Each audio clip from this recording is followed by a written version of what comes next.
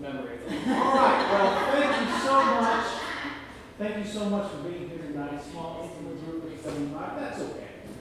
I'm super pumped for this one. This is the lecture I had originally anticipated when I started the Know Your Community series. We have Amy Koch tonight. 22-year experience as director of the Ford Home, one of the treasures of New Harmony. And I've been promised a very animated and passionate talk. Because Amy says, I love to talk about the Ford Home. So, she's going to be talking about the history, the present, and also some facts about Charles Ford Home you might need to know for your loved ones and things like that. So, without further ado, Amy. Thank you.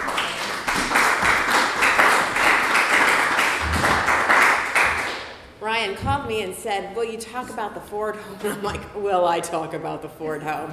Can you shut me up about the Ford Home? That's kind of what that question becomes. So thank you for inviting me to speak about something I love so much that I think is such a treasure. So I am Amy Koch, and I am the director at the Ford Home.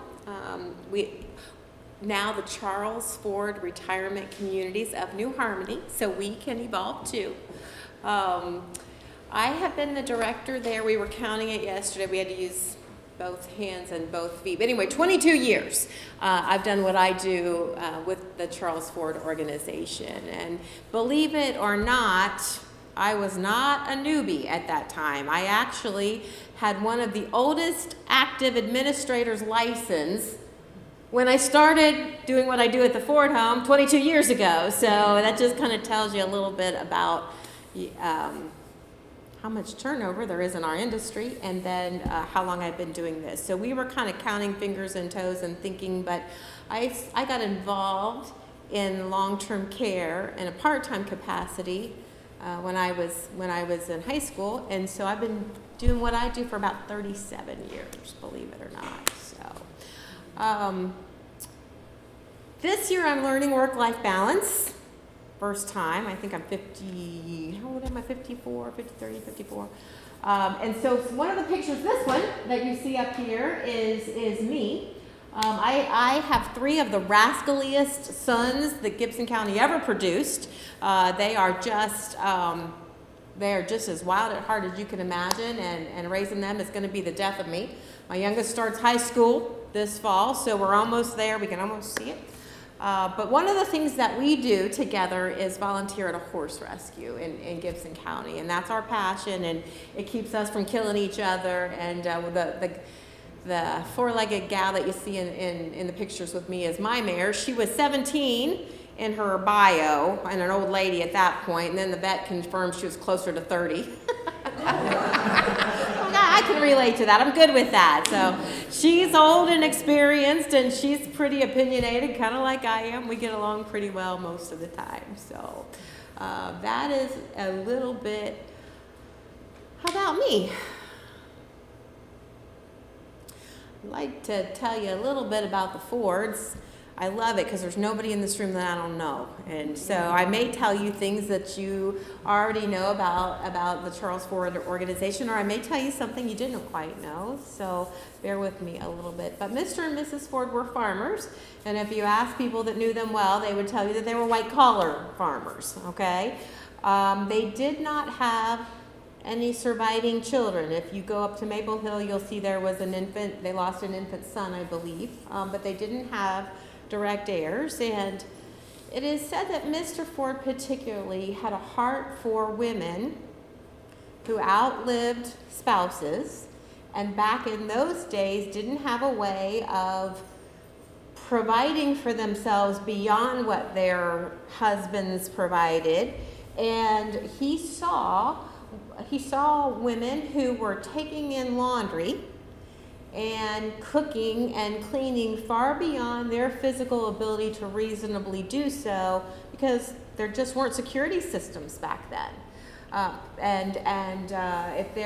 If their spouses or fathers didn't leave them well off, that became their reality. And so he had the idea that if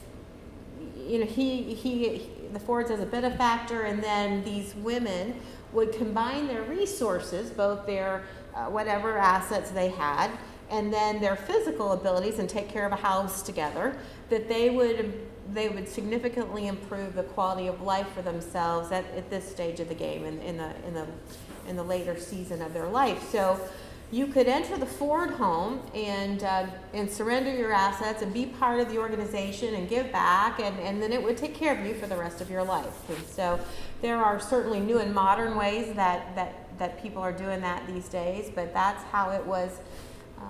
That's how the dream went when Mr. Ford had it back actually in 1908. He actually wrote his will and caught us the first version in 1908. The house was completed in 1904, and so they had this dream together. And now Mr. Ford didn't pass away until the mid 1940s, I think 45, but don't quote me on that. And he was quite a bit older than Mrs. Ford, and she lived to be into her 90s, and so she passed away in 1954. And that's when construction began on what we now think of as the Ford home. And the first resident was admitted in 1956. So if you drive down Main Street, you'll see this beautiful, right in the center, kind of red brick center component that looks like it belongs here in historic New Harmony. That's their original house. And then the first wing was what we call the main hall. So if you walk in, what I would call the old front door, okay, and you look straight down that hallway of the rooms that are a little bit smaller, that would have been the original rooms that were built on. And then in the late 70s, early 80s, there were 3 short halls built on, and those were kind of shorter halls with bigger, larger, more airy, spacious rooms, and they were built on. I think the last one might have been completed in 83 or 85. I can't remember for sure, but that's how the construction went. And so we have a total of 24 rooms then and now. Technically and officially, our bigger rooms are big enough to be categorized as 2 people, but you would really have to like somebody. You really would. It's not something you'd want to share with a stranger. It's not something we ever envision as dual occupancy. But we do. It has worked well for some couples. And like I said, you really do have to like each other and be okay in that space together. But it was a beautiful way for us to sort of segue into admitting couples and segueing into taking care of men, which is a fairly recent change for us. Am I in front of this thing? Can you guys see around me? See the pictures? Okay. So, Mr. and Mrs. Ford, a little bit of history. They passed. One of the things that doesn't get talked about a lot that I think deserves recognition is that for whatever reason, whatever legalities, even though Mr. Ford set this up, at the time of his passing, everything that he had, even with the will and codicils, went to Mrs. Ford, and she actually issued her own will and codicils to honor the entire the entire endeavor. And I just, we always think about it and give credit to Charles Ford for it, but I really do believe it was their mission, and I think that's beautifully demonstrated in her following in those steps. So today, 24 rooms. guys have any questions about the history, about Mr. and Mrs. Ford, or I tend to just kind of run on. So any questions about that? Did I tell you anything you didn't already know? Not really. Okay. Somewhere there's archives around here that I think will back me up on most of that stuff. So we went on like that for a while, and then in the mid-90s, that system didn't really work well anymore. The occupancy had dropped off significantly. I think there were a total of 9 residents at the Ford home in 1996 when they made the decision to switch to a renter's program. So, and that is still something people don't understand. So if you could partner with the Ford home, and when you're speaking to people that you know, people still think you surrender all your assets to the Ford home, and that hasn't been true for a very long time. So we've been a renter's program since 1996, and that's still one of those things that always surprises me people don't know about.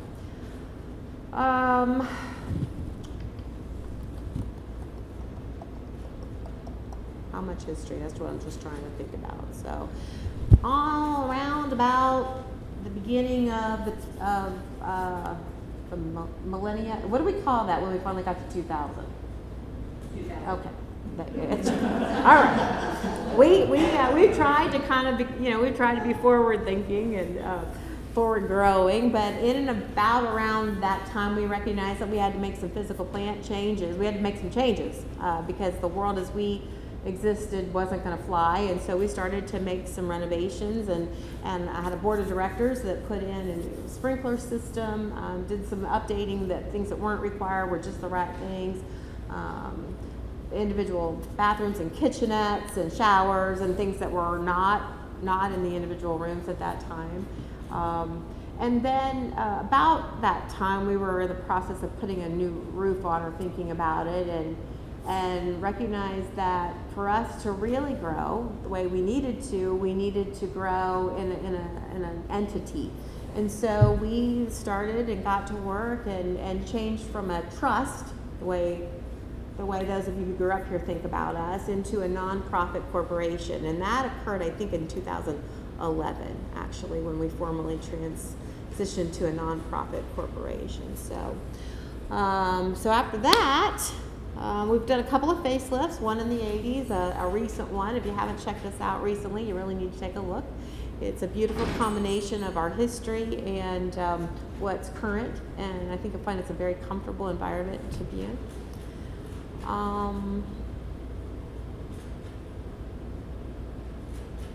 We made a decision to admit men, and that was a real change for us. Mr. Ford, they were very specific about women, and I think that made a lot of sense at the time.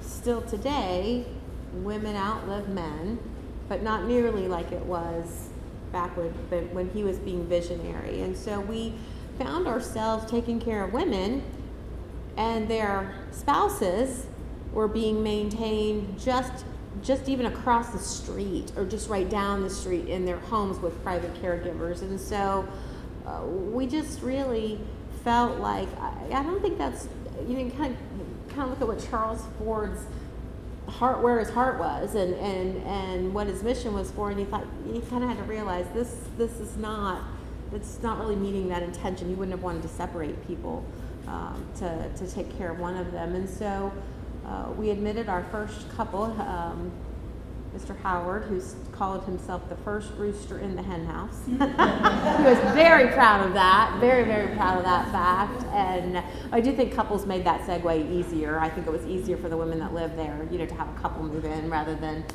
just strange men moving into their home. But and what I really, really thought was going to be a hard and difficult transition really wasn't. It just really wasn't. These were our friends and neighbors, so no strange men moved in, these were just the friends and neighbors that were treasures already. So that was one of the easier things we did. So nowadays you pay rent. It is still a pretty sweet deal because the Fords still subsidize a large portion of what we do on a monthly basis, and so that subsidy goes across the board. It's not delineated in terms of pair type or what your capabilities are, but it gives us, it's the thing that makes a difference between what we can do at Charles Ford and what is typical for long-term care. And so that's, I think, if you could really try to describe what Charles Ford does for the Ford home, it's the difference. And so people pay a comparable fee to what you might find in other assisted livings. It still tends to be on the lighter side of that when you add up all of the real fees when you go somewhere else. You kind of like buying a car, you go and you pay this much in rent, and then you add on, there's all these other things that get added into that, especially in a for-profit model.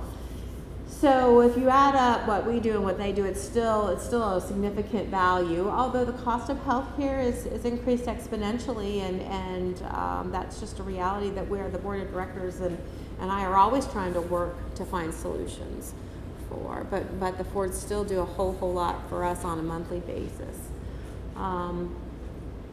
We have put some of those systems in place. There is now a system where you pay for the additional care that you need. So, if you needed a lot of extra care, there's an option for you to stay longer and us be able to take care of you a little longer, but without, the person next to you who could do a lot for themselves, they can still maybe pay a lesser rate.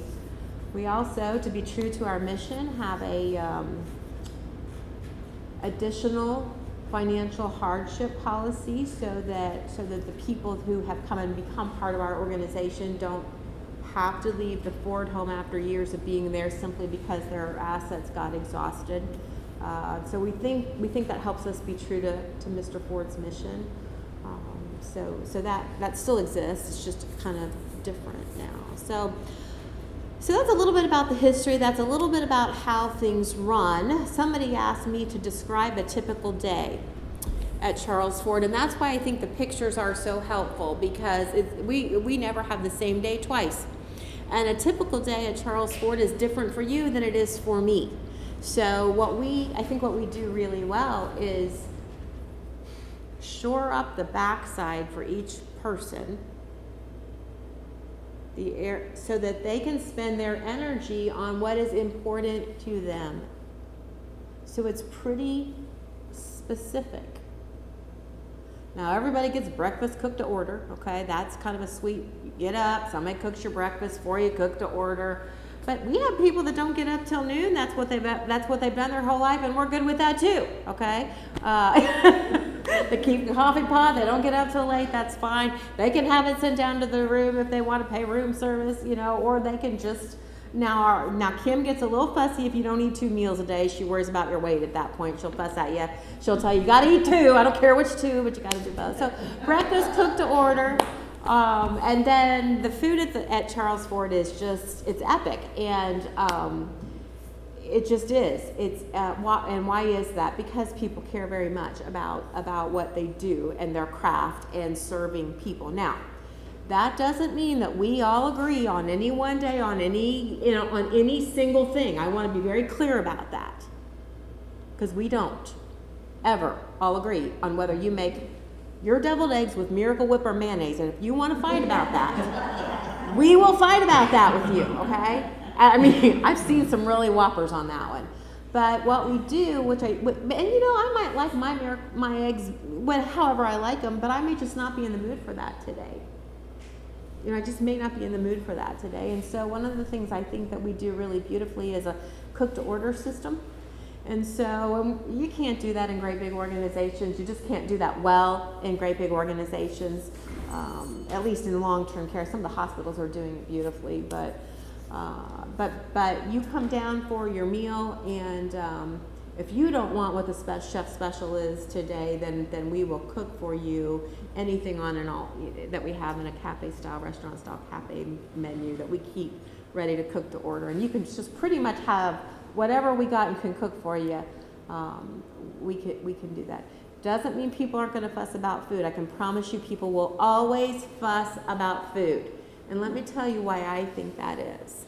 Krista, I don't know if you guys know Krista, but she does our marketing and missions. She knows everybody in the county, and she's an incredible person. But I think she would agree with me that food tends to be one of the last things that we hold on to because we're grieving. Even if you're moving to Charles Ford and it's a fabulous place and you're getting ready to have the time of your life in ways you don't even know, you're still grieving change. A lot of people come to us because they've had a major change in a spouse and they're readjusting to life, or kids, or a major health change. And so people are grieving loss. And food tends to be the one thing you can hang on to and control and have preferences about. And like I said, we don't all agree on whether you're a medium or a medium rare steak. But I can promise you that when we grilled steaks to perfection a week ago, I had some people fussing about it. So I just want to be real honest about that. I think what we do is put the systems in place to let you drive the boat as much as we possibly can. We will shore up your backsides, make sure that you are getting enough fluid intake to fight that chronic urinary tract infection so that you can fuss about whether or not you want to eat casseroles and that's your favorite thing, or whether you want pot roast a certain way, or how long you put yours in and how you tenderize yours. And I think that's probably the important thing. So a typical day, I almost couldn't come tonight. I said to Ryan when I got here, I almost didn't make it because when I left, there were people singing outside on the front porch. They were doing these beautiful hymns together and they were singing harmonies, and that wasn't in the plan, and so that's my happy place. So I almost called him and say, let somebody else talk because I love to sing. So you can be as involved at Charles Ford in this community as you want to be, or you can be as to yourself as you want to be. Most people just find what works for them.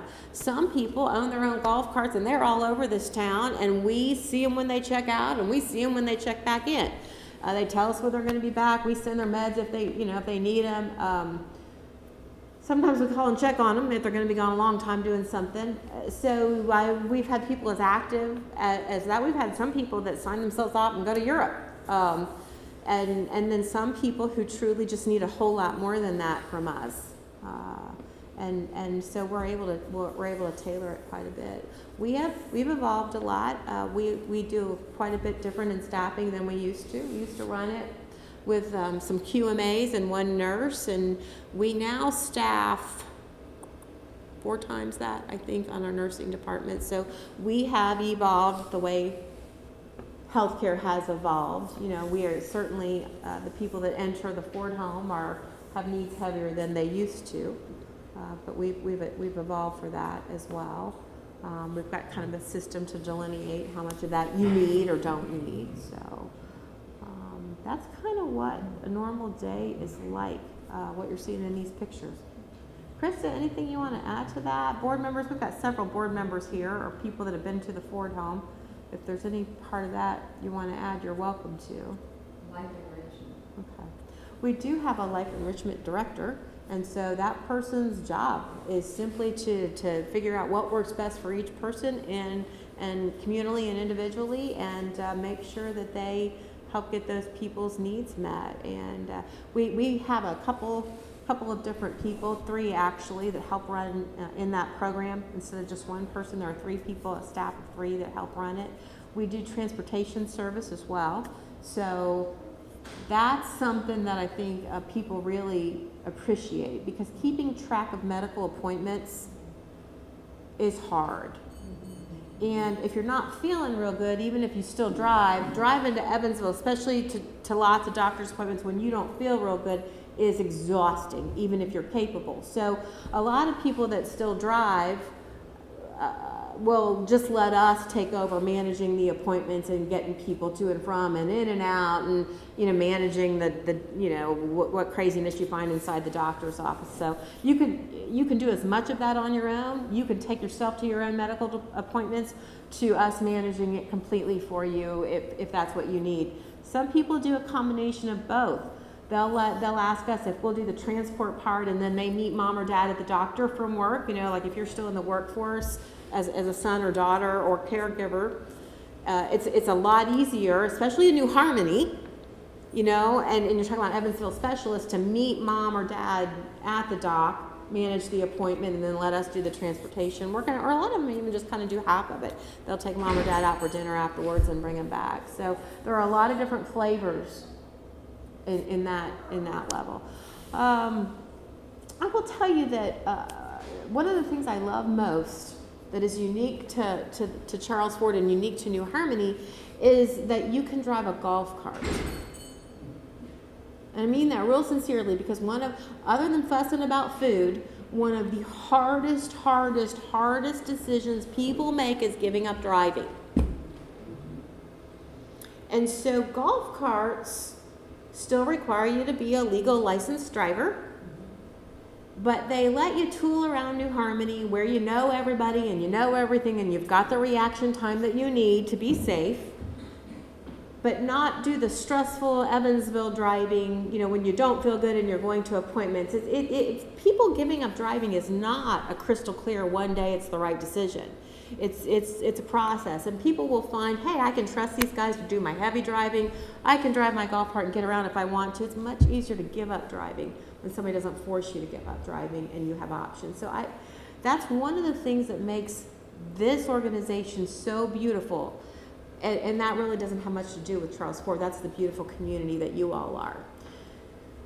If you measure what we do by industry standards, I'm not suggesting that you do because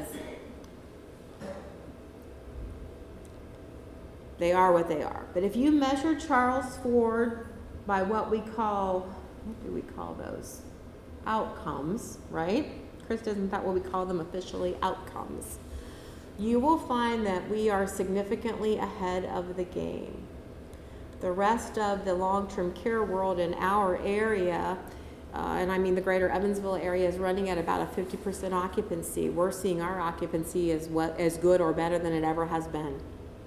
When you look at pandemic management and infection control and all of those things that you measure, when we talk to the government and tell them the truth about what our numbers are, they're astonished. They can't believe it. I remember one time having a conversation about our total number, and she said, "You mean today?" I said, "No." She says, "You mean this week?" And I said, "No. This round of pandemic," because we were in the second round then. I said, "I mean since this whole silly thing started." So, and you also, the government does an inspection every year. They measure us against all these different things. And if you would look at all those numbers and compare them to Charles Ford, to the industry standard, we are just significantly ahead of the game. That has always been true. That doesn't mean we're perfect. It just means that there's something very significant about what happens here that is not the standard. And people ask me what that is. I had a family member, a new family member, we were having a discussion about a really hard thing going on for their parents. And we were having this discussion, and she's like, "Amy, I don't know what you do, but your staff is so sincere and they care so much." And I said, it's a culture. It is true across the board. It is true whether I'm there or not, whether Chris is there or not, whether our board president is there or not. It's true no matter who the caregiver is. And she says, "Well, I don't know how you do it." I told her it's a culture, it's a recipe. We kind of have to tweak it. She said, "I don't know how you do it, but keep tweaking, okay? Keep stirring that pot." And I want you to understand this because I think it's really important. It's a culture and a recipe, and a large part of the culture is the culture of the town that we live in. Think about that. Do you know how hard it is to get volunteers in our business? It's almost impossible. Do you know how hard it is to get volunteers at the Ford home? We kind of got to tell you when to come because there's so many of you. It's a beautiful thing. It's a beautiful thing. It's a community that knows and cares and loves each other. So I want to give that credit. It's a board of directors who chooses deliberately to steward their resources well for the future, but not manage a bottom line for their vacation home. That sounded kind of mean. I didn't really mean it to sound quite like that, because all people in our business care. I don't think there's enough money to do it if you didn't care, but they're real people And so we are very serious about managing our budgets. Ask the staff, right, Chris? I can get pretty ugly about budgets and labor budgets and hours and all that stuff. But we don't measure our success by the profit margin line. We measure it by a healthy endowment. We measure it by the ability to give people what they need and live well. We measure it by the amount of staffing that I think our turnover rate at Charles Ford during pandemic, and we even had a staff member pass away, was 23%. What I want to tell you is they can't even measure the number in our industry. It's in excess of 300% of staff turnover. But that's because we have a board of directors that empowers me to really invest in the relationships and the people that take care of the people. So it doesn't matter what day you show up at Charles Ford. It doesn't matter if I'm there or not. It doesn't matter if there's a weekend or not. You're going to find that the staff will do anything they possibly can to help you with whatever you need. Now, some people are newer than others. It doesn't always go real smoothly, but it is a culture. It's a recipe. The community, the board of directors, the turnover rate, the intimacy. A large part of it is just because we're just small enough. We're not, I don't know that we could do it, even with all the resources for 150 people. I just don't know that we can. I don't know if it's possible. We're just not so big that we lose track of who you really, really are. So we look at you and we see, who can I pick on? That's not really fair. I better be careful. Most of them are my bosses, so I better be careful. So what is important for you? And how do we shore you up on the backside so the rest of the world does not know you're struggling, so that you can be on for the things that are important for you? And I don't think it's better than that. I think that's a real treasure. We invest a lot of money in our raw food costs. We think it's important. Comparatively speaking, we put a lot of money in that. We occasionally, you're never going to get steaks cooked to order anywhere else, okay? And it's not that we try to live there. We balance that with other things that are cost effective. We truly do, but we do invest in high quality foods, fruits and vegetables, making things from scratch. We don't, the processed foods are not something that we spend a lot of money on or spend a lot of energy on. We invest in our staff. They are sure not the highest paid in the world. That's not what I mean. But we invest in their paid time off. We invest in retirement for them. I can thank you, board of directors, because you've worked hard to give us the tools to keep people able to do what they do and take care of themselves and do what they do for us. There are some organizations that probably don't spend as much money on employee appreciation or employee retention as we do. I guarantee you that. That's kind of where for-profit driven systems make cuts. They trim out all the fat they can in a system. My theory is, and I think it's absolutely true, that if you run a system too lean, it can't survive a hard winter. It can't survive it, and you get everybody turned over. So we have that beautifully balanced, I think. And I will promise you this, that if you put our employee retention expenses up against everybody else's employee recruitment expenses, that we probably outperform that 2-to-1. So I thank you to a board of directors that chooses to empower this leader to invest in the staff, because we really truly know their value. It really, really matters that you know that person and you know their family and you know what's going on in their family, and you can recognize when somebody's having a hard day and partner in that. Am I at my time? Right? Okay, because Ryan's supposed to keep me on time. My board's laughing because they know. They always have to tell me. I love to talk about Charles Ford. So, I know, right? You can't quite reach me here. Okay. Living well is our mission. And what does that mean to you? Sometimes those are what is living well for your health. Sometimes that's what's your mental health. Sometimes that's what's going on in your family or what's going on physically for you. You may or may not know this, so I'm going to err on the side of telling you But many, many people enter our organization needing some support, assisted living, some of them on the light side of assisted living. They can do pretty much everything for themselves unless they're having a bad day with their illness. And for most people, if we get you integrated into our culture early enough, we're very proactive with home health and therapies.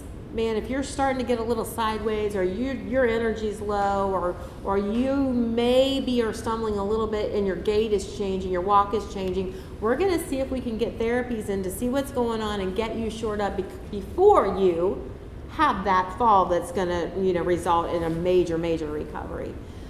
Same way with all your other illnesses.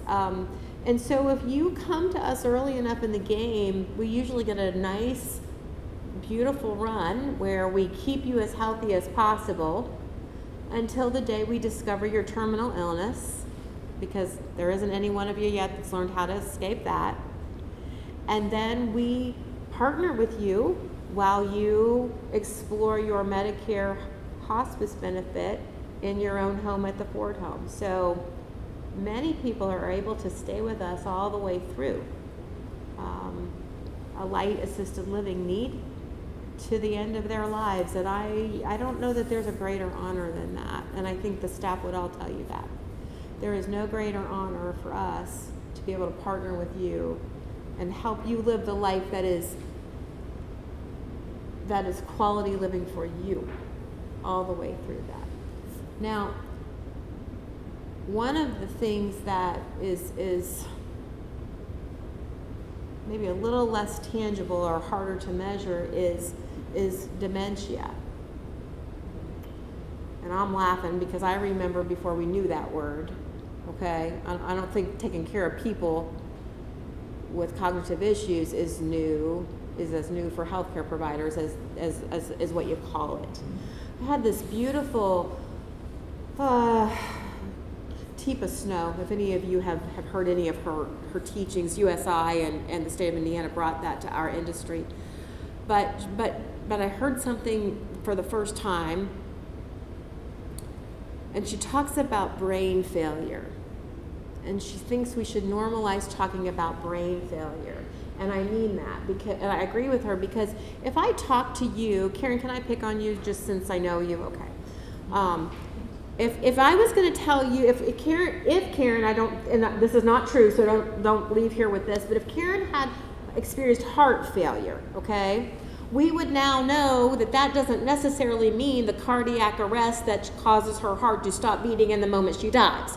We know that her heart is giving out. It's not as strong as it used to be. It can't pump the blood like it used to. There's so many things that you manage as your heart begins to age and fail. Kidney failure, we're familiar with that. There are lots of things, vital organs, that we think of as they age and start to fail, and we manage all that until you get to that point in life where it's time to let go of the fight. But we don't think about that in our brain, but it's the most vital organ, and the truth is your brain is aging. It's an organ, and so I guess what I'm trying to tell you is we all got it. In varying degrees, all of our brains are older than they were at their peak, and they're going to have some variance. I cannot do as much right now as I could do 10 years ago. I can't. In terms of running numbers or real sharp things or specific things or recalling names. I used to be so good at some of those things. Now I got to double check some stuff, and I'm in my 50s. So all of us are going to experience that in some degree. Some in that horrible Alzheimer's dementia disease process where it actually, it's an acute thing. Most of us in a variance that's not quite all that. And so I'm sharing this with you to tell you that we have always taken care of people with some brain failure at the Ford home. I mean, if you were perfectly fine and you never forgot anything and you never, whatever, you wouldn't ever need us. So I don't want you, if you can leave here, let's normalize talking about the fact that our brain is not always going to be as plastic as it is in our 20s and 30s. And we're going to need things to back us up so that we get them right. But We've also learned that there are things that we can do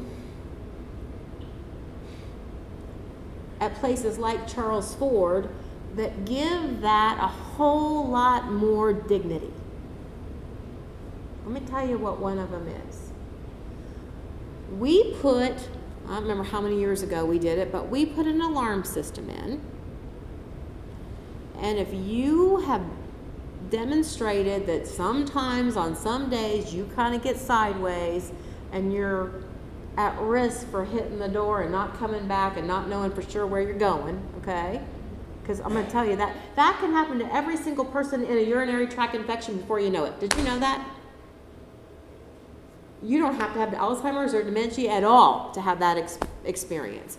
So we have these beautiful little monitors, and you know, every time you go to the hospital, they put a monitor on you. People don't fight that anymore. It's no big deal. We just put that monitor on you. And it will just keep the door from being an option when you are exit seeking, when you are confused, and when you are in your acute moment.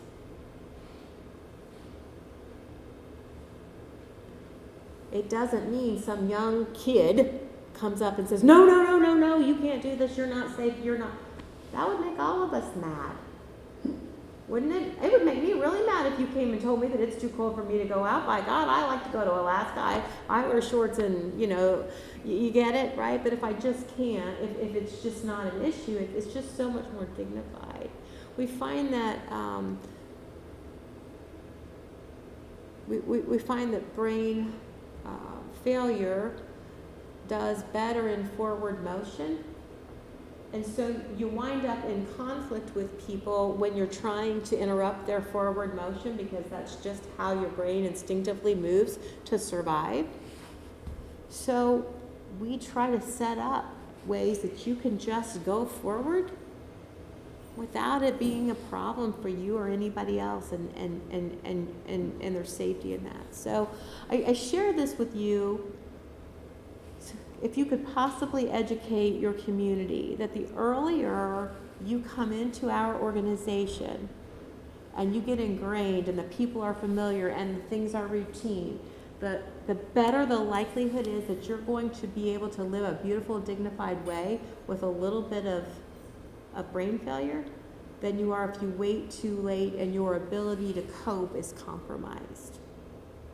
Because most people are still who they are, even though their brain is failed. The essence of who you are, you keep all the way through. Tell you something else you keep all the way through. The portion of your brain that stores music is beautifully centered right in the middle. So for almost all dementia patients or brain failure, you will forget how to eat, you will forget how to breathe before you will forget music. And that is a beautiful gift. That's a beautiful gift because it reaches who you actually are. So, come early, become part of the team. You can do whatever you want, be as independent as you want. We'll shore up your backside, whatever that is for you. I think this place is a beautiful community resource because of the culture, and you are part of that as a board, as a community. The options that people have in this community are just unprecedented for what we do.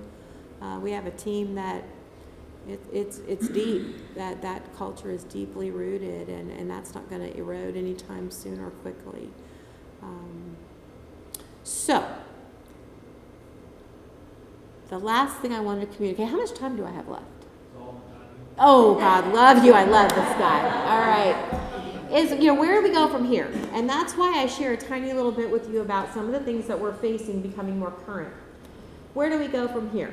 Well, believe it or not, your board of directors is always thinking and dreaming about that. Always trying to do that. And a couple of years ago, we had a speaker that talked to us and encouraged us to broaden our thinking from inside our walls to the entire community of New Harmony. Stop thinking about your mission field as being right here inside the walls and look at the perimeter of your town as your mission field. And that really wasn't that hard to do because that's what Charles Ford was looking at when he was, figuring out what he wanted to do. And so I think our board of directors has genuinely done that. they're asking the questions. They're asking each other, and they're asking themselves, and they're asking the people that they know. If you look at the zip code, what are the future trends and needs for the people that we want to serve that are consistent with our mission? So it's about that time of year when our board of directors steps back and starts to look at that. Lots of things that we think about and dream about and try to figure out what fits into our mission. Some of those things I think are beautiful opportunities that might even need partnership with from the community, so that we can develop things that serve this zip code beautifully in this area of life and living well. So I say that to say it a little bit depends on what you guys need. Where we go depends on what you all need and the people in the zip code need. So I encourage you to ask yourselves and ask your friends and ask the people that you talk to, what is going to be important to you in your 80s and 90s? Because those are the questions that we are asking ourselves and asking each other, so that we can figure out where to drive this boat to serve this population. And you might be really surprised at yourself if you stop to ask yourself that question in the mirror. Because you pop off with faith, family, friends. That's my answer to everything, okay? I want my faith, I want my family, I want my friends. I'm going to tell you right now, I want a comfortable place to live when it's storming. I want a beautiful place to curl up with my friends and watch movies. I want way more than those basics when I really think about it. I want a place where I can hear kids laugh. I want to know that I want to hear music. I want to be part of music. Just because I can't sing doesn't mean I won't sing. Oh, you can sing. Oh. I want to go somewhere where I can continue to learn my whole life. That's one of the things I love about this place. You don't stop learning. So, though, there are a lot more things that are important to you, are going to be important to you. I want to know that, you know what I want to know? I want to know that when I am 90 years old, and I'm in whatever part of brain failure and kidney failure, I'm sure I'm going to have those too. My diabetes will probably flare back up at some point, I don't know. I want to know that whoever is driving the boat at Charles Ford, who will be half my age and just some young kid that doesn't know anything, I want to know that they can look at me and know that that woman really made a difference. She really served people well, and give me the dignity of that, the way I want and try to give it to you. That's going to matter to me. I really hope that she or he will be nice when they call my children and they come up to get me out of the office and take me back to my room. Because I'm pretty sure that's how that's going to go, okay? Think about what's going to be important to you, because these people want to grow this mission to serve this population. And they will do that. They will do that well, and I will be part of that as long as we can make that happen. So I will talk forever. I love to entertain questions. There's no question you can ask me that is going to offend me or I won't have an opinion about, trust me. What are things that you know or understand about the Ford home that you would like to have clarified? Anything you see in the pictures you want to ask a question about? Yes, we really do. Yes, there was a time I really did bring a pony inside. Yes. Yes. I really did. That was the first day of COVID, and or not the first day, but we were tired of it. Yes, we brought a horse in that had been, one of those horses certified to go inside at bedside. We had, and did you know, I learned that a horse will always lift its tail when it's about to do its business. And if you think, and if you're a horse trainer and you're right there with your horse, you just pat that tail back down, and you don't ever have to clean that up inside. That is true. That is the truth. I saw it happen. After? Do what? Did you learn it after? Honest to gosh, I kept asking her why she was doing that, and she's like, "Well, you don't want her to poop in the house, do you?" And I'm like, "No, I don't." But yeah. Every day I learned something new. We never had the same day twice, ever, ever, ever. Never in the 37 years have I had the same day twice. Still learn something new every day. Amy, one of the things that I think is interesting is the difference between when the Ford home opened, the age of the people who were there, and the people we have today, and then also that you had a life person for all those years, and the age that she came in, and the fact that we took care of her. Thank you for bringing that point up.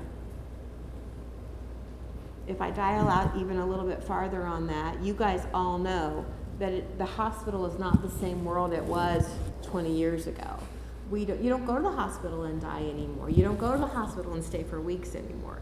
If you're in skilled nursing, the world, long-term care world traditionally, we take care of patients that used to be hospital patients. And so that change has not escaped Charles Ford. Women used to come in, back before we changed it to a renter's program, the women that came in were primarily people who were just ready to give up taking care of a house or property, and they needed to secure who was going to take care of them when they couldn't. So they came in their, that 65 to 70. That's kind of when people came in, and they really didn't have a lot of physical need when they came in, and it evolved. Those people are still in the workforce.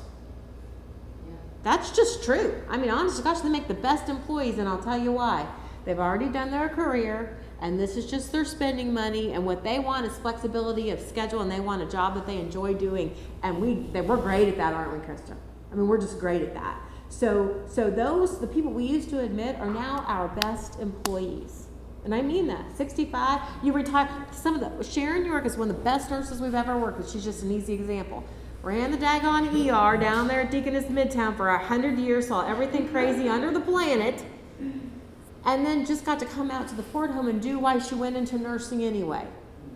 In a way that she could actually make a difference, and at a pace that wasn't so crazy maddening. I mean that. Those people are now still in the labor force. So people are entering, our average age, we ran the numbers, I think our average current age is 89, okay? Yeah, I know.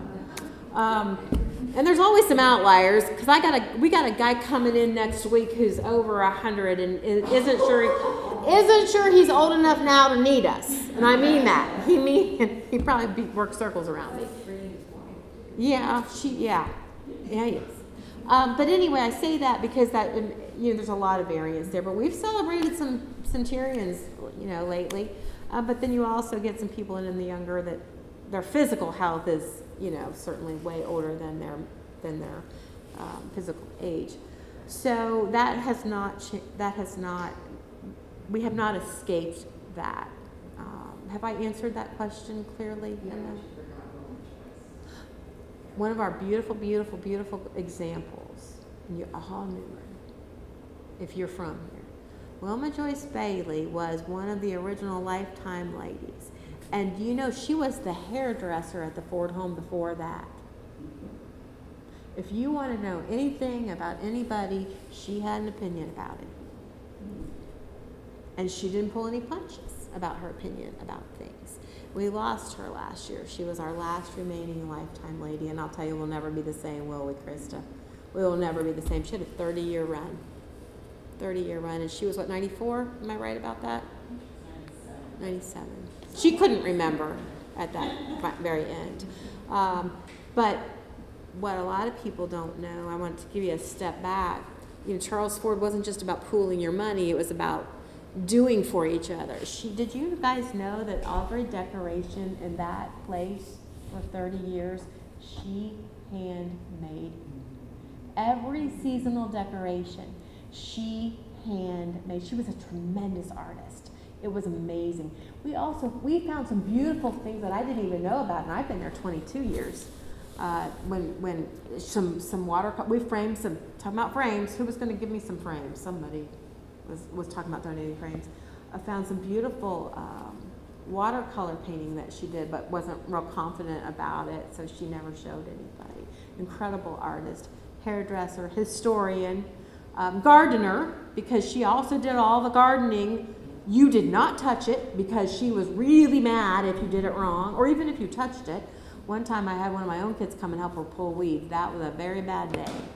because they accidentally pulled some flowers that they thought were weeds. So, but she was a treasure. I'm teasing, but she, I remember when Connie Towsley gained her trust enough that she would step back and supervise and tell her how to cut the forsythia, because she cut it herself personally for most of the years I was there. But she wasn't the only lifetime lady. There were, I think I had taken care of, in the 22 years, I think I probably personally took care of close to 10 of them. So there were a lot of beautiful, beautiful souls in that. A lot of beautiful souls in that. So. But she's a story. She's a chapter in that book in and of herself. So, and yeah, it's a hard one to grieve. So, those people that entered under that system, most of them were people that didn't have their own children, or their children were so far away that they weren't in the equation for managing them. I remember back when we didn't used to celebrate Mother's Day, because for most of our residents, they had not been able to have children or had lost them. And it was a very hard day for most people. I remember those days. That's long ago, and we certainly do it very differently now. But there was a time that was attractive for people that just didn't have any family. Wilma Joyce, I tell you what, she got me. She got me crawled up in her hospital bed when things were falling apart and it was all going south and we didn't know what was going on. It was hard, but it was one of the most beautiful moments of my life, because she was always afraid of being alone when that happened, and I always promised her it would be me, and I don't think she was ever real excited about that, because we would tangle sometimes. But beautiful, beautiful, beautiful witness to be able to walk this out with this woman. But I tell you, her funeral was one of the most attended at the Ford home. She had a tremendous family in people that had come through that organization, being volunteers, part of this community, caregivers. She had a beautiful, beautiful witness to her life in the family that she built at Charles Ford.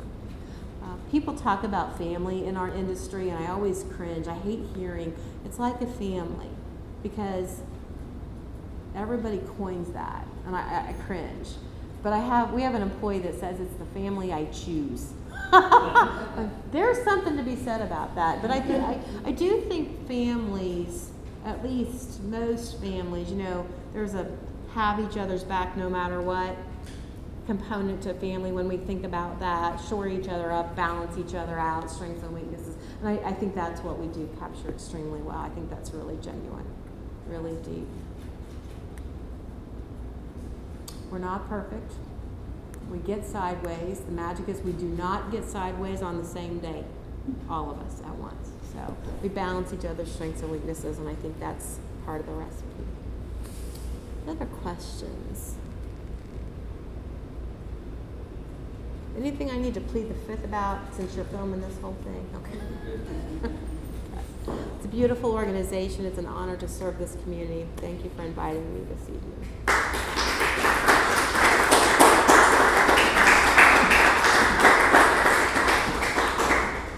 Well, thank you so much. We're very fortunate to have the Charles Ford Home in New Harmony, aren't we? That's I learned a lot. That's a wonderful institution, a wonderful treasure for the community. July 4th, 10:30 a.m., next door at Murphy Auditorium, not the Athenaeum, Murphy Auditorium. 10 o'clock. 10 o'clock. 10 o'clock. 10 o'clock. What time? 10 o'clock. Where? Murphy Auditorium. What time? 10 o'clock. Where? Okay. I do to you what I do with my Boy Scouts. Independence Day celebration. Tom Stahl will be reading the Declaration of Independence, and Kent Schutte will have the keynote address. Music by the community choir as part of the Friends of the Working Men's Institute lecture series. So be there for that. July 13th, 6:30 p.m. right here, the continuation of the Know Your Community series. We'll have Ken Back and Dan Busler talking about the Kiwanis Club International here from New Harmony. So put that on your calendars. And also, finally, July 15th, a Friday, there might just be a pop-up concert here in relation to the New Harmony School of Music. So July the 4th. When you depart the auditorium, if you're interested in being part of the golf cart parade, it's going to be lining up over the fence. And the picnic. And then you will be led to the picnic with the golf cart parade. There you go. And also, 8:30 is an ecumenical service at First Church. Yes. Well, it's very old. This is it. Very good. Got all that? Got it. Got it. Thank All you. right. Thank you so much for being here tonight. One more time for Amy.